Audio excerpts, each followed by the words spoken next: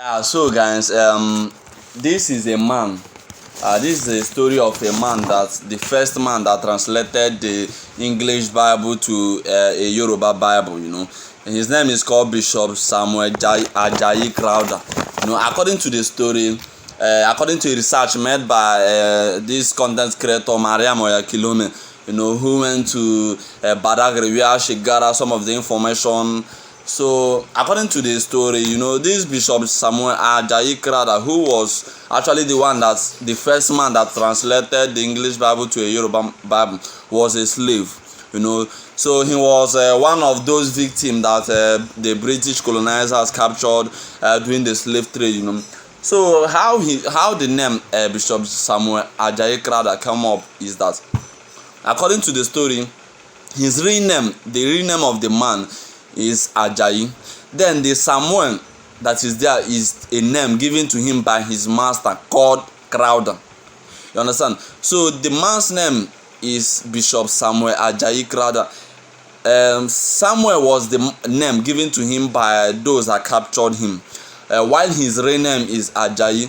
Then the name of the name of the slave master that captured him was Crowther. So he carried those three names: Bishop Samuel Ajayi Crowther, Samuel Ajayi Crowther. So and he was actually the one that captured the. He was actually one of the slaves that were captured during the slave trade. That period. So according to the story, this Bishop Samuel Ajayi Crowther have a chaplain, a clergyman whose name is Babington Macaulay. And Babington Macaulay got married to Bishop Samuel Ajayi Crowther, called Abigail Crowther. So and they gave birth to a boy called Herbert Macaulay. And I guess some of you may have heard about this name, Herbert Macaulay, who was a popular politician, but he's late now. So it's just an interesting interview and discovery made by this content creator Mariam Oyakilome. And I guess you people will so much love this video. Kindly like the video and don't forget to subscribe. See you at the end. Thank you. So you're welcome to the room of Bishop Samuel Ajayi Crowther, the man who translated the first English Bible to Yoruba Bible. And here is the first English Bible brought by the early missionaries, Reverend Henry Townsend, in the year 1842, because Reverend Henry Townsend came in the year 1842. And this is the first Yoruba Bible translated in the year 1845, 3 years interval. And this is the photo of Bishop Samuel Ajayi Crowther. Bishop Samuel Ajayi Crowther was also a slave. And here is his name. This is his birth name, Ajayi. This is the name given to him by the master, and this is the name of the master, Crowther. Bishop Samuel Ajayi Crowther, when he came back, he had a chaplain called Babington Macaulay. Babington Macaulay married to Bishop Samuel Ajayi Crowther's daughter, and they gave birth to a boy called Herbert Macaulay. Let's see the next room.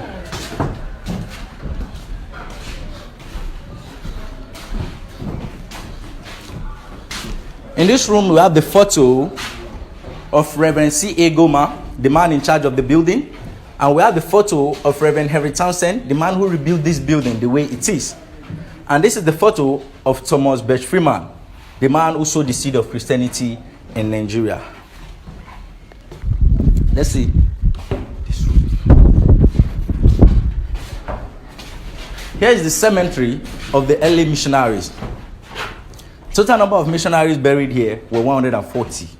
Okay. And this cemetery is not far from here. It's along the General Hospital Road. And the missionaries living in this room then, in this building then, they have their saving bank where they keep their valuables and money. And here we have some of the old currency we spent in Africa then. These are cowrie shells, and these are the coins we spent then before they introduced note. This is ₦1 note. This is Herbert Macaulay. You can see. Can you help us open it? Let's see. 1 naira. Let me tell you a funny story about this 1 naira note. When I was young, my brother stole this 1 naira note from my father and he took it to school, thinking that he can finish this money just in a day.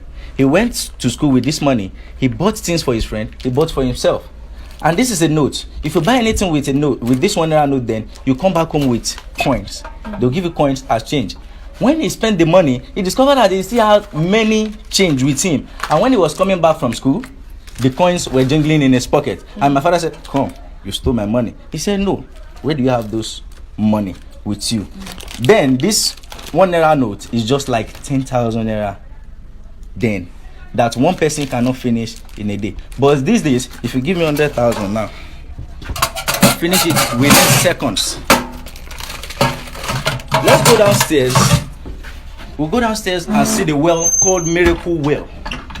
Miracle well. Yes. Is it the first well? No, that's not the first one. We have many wells in Miami.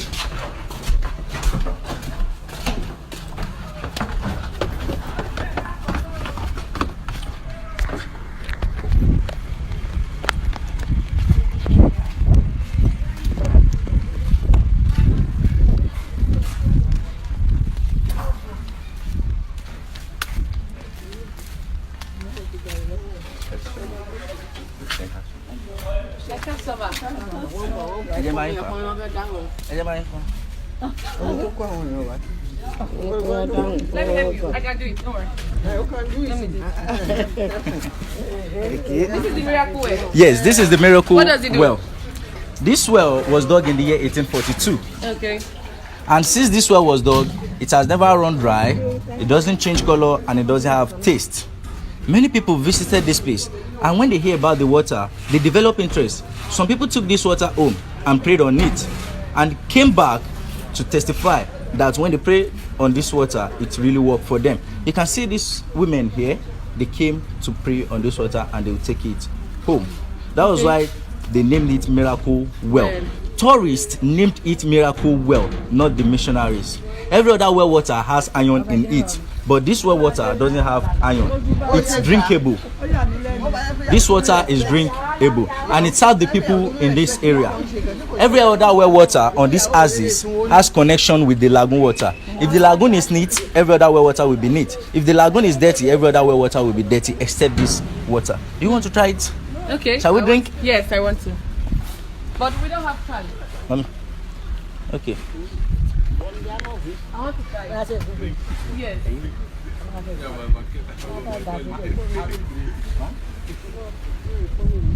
How will I drink now? You put it on my hand.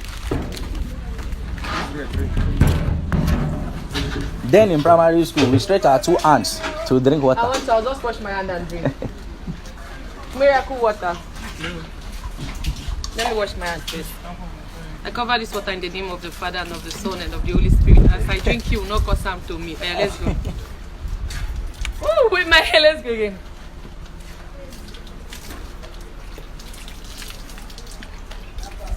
Does it taste like well water? No. That's why they named it Miracle Well. Don't taste like water. Oh. Ben, It's just water. And it's clean in my mouth. Like the seaway water I drink. It's very clean. so, shall we? We shall. Yeah. You're welcome to the first-story building in Nigeria. Let's proceed. We are through here. We're done here. Yeah. So according to the narrator that narrated the story, he said the first English Bible came in Nigeria through the early missionaries in the year 1842.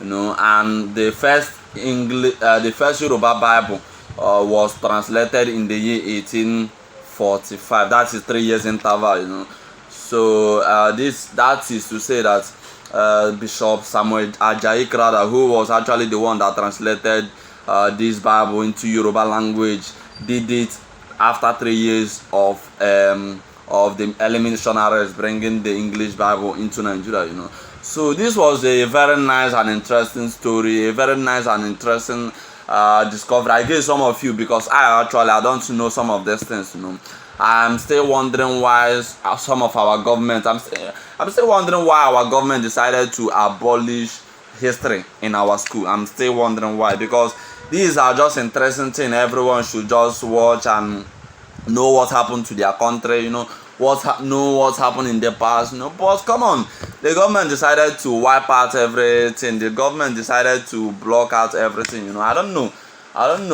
What should we do? Like, what should we do? But the best we can do is also to go out there and make some discovery, you know. Keep on bringing that those past things, those slave, you know, those slave trade stuff, you know, those things the government people are trying to abolish from we, the new generation, you know, from getting to us, you know. Because I believe that maybe they just want to wipe away those history, you know. History is very important in everyone's growth, you know. At least you have to know how your fathers cope. You have to know how your fathers cope before, so you can know how to navigate your own life and your own way, you know.